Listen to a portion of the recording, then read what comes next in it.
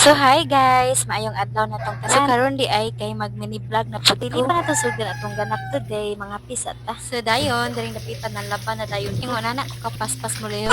Hoy. Bitaw wala na ko kapang video sa akong pangbuhat pag una ka nalubat. But anyway, kini akong gilaban pud kiting daghana. But diring dapita is nang washas na ko ana kay siyempre ato rang giwash. Pero dili lang kay kanahan pa na sa washing nagtuyok ko.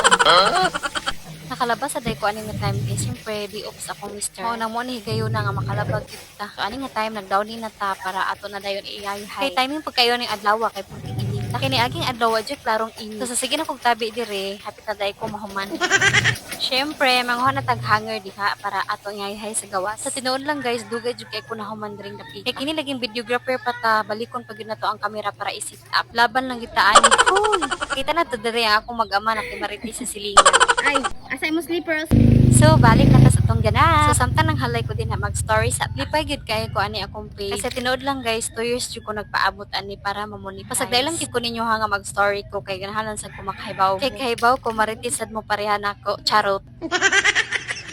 Bitaw oy ganahan lang ko nga katong mga nagsugod og vlog. Ipadayon lang gyud kay experience na nako ang kakapoy. Labi na walay mo suporta. Basta padayon lang gyud mao ra na ako ika-story. So sa akong story na human na gyud taglabad diri kapita.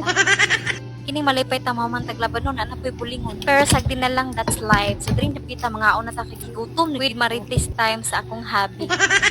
So guys, naka ba tayong istorya? Kung ganahan ka magmarites adto na lang sa imong bana kay ngano? Kay bawo kang dili ka imarites nila sa lain.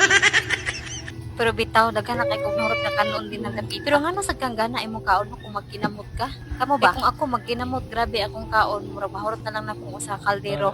Hoy.